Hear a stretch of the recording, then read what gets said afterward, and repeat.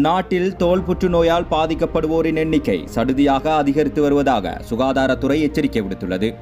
அதிகப்படியான சூரிய ஒளியின் தாக்கத்திலிருந்து பாதுகாப்பாக இருக்குமாறு பொதுமக்கள் அறிவுறுத்தப்பட்டுள்ளனர். புற்றுநோய் தொடர்பான விசேட வைத்திய நிபுணர் மருத்துவர் ஹசந்தி ஜேலர் இது குறித்து தெரிவிக்கையில், நாட்டில் ஆண்டுதோறும் சுமார் 35,000 தோல் புற்றுநோய் சம்பவங்கள் பதிவாவதுடன் கிட்டத்தட்ட 15,000 உயிரிழப்புகள் ஏற்படுவதாக குறிப்பிட்டார். அத்துடன் தினமும் சராசரியாக 100 புதிய நோயாளர்கள் அடையாளம் காணப்படுவது நோயின் தீவிரத்தன்மையை காட்டுவதாகவும் அவர் சுட்டிக்காட்டினார். சூரிய ஒளி மிக தீவிரமாக இருக்கும் காலை 10 மணி முதல் மாலை 4 மணி வரையான காலப்பகுதியில் நேரடியாக வெயிலில் செல்வதை தவிர்க்க வேண்டும். சூரிய ஒளியினால் ஏற்படும் பாதிப்பை குறைக்க குறைந்ததே SPF 30 கொண்ட சூரிய பாதுகாப்பு களிம்புகளை அதாவது சன்ஸ்கிரீமை பயன்படுத்த வேண்டியது அவசியம். வெளியில் செல்லும் போது தொப்பிகள் மற்றும் தோலை முழுமையாக மூடியிருக்கும் வகையிலான பாதுகாப்பு ஆடைகளை அணியுமாறு பரிந்துரைக்கப்பட்டுள்ளது.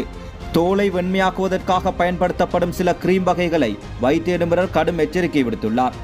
இத்தகைய தயாரிப்புகளில் ஹைட்ரோகுவினோன் பாதரசம் மற்றும் ஸ்டெராய்டுகள் போன்ற ஆபத்தான ரசாயனங்கள் கலந்திருக்க வாய்ப்புள்ளது. குறிப்பாக ஸ்டெராய்டுகள் தோலின் தடிமனை குறைத்து அதன் இயற்கையான பாதிப்பு திறனை வலுவிழக்கச் செய்வதன் மூலம் புற்றுநோய் அபாயத்தை அதிகரிப்பதாக அவர் விளக்கினார்.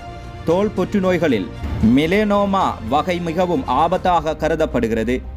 இது மிக வேகமாக உடல் முழுவதும் பரவக்கூடியது என்பதால் ஆரம்பத்திலேயே கண்டறிவது அவசியமாகும்.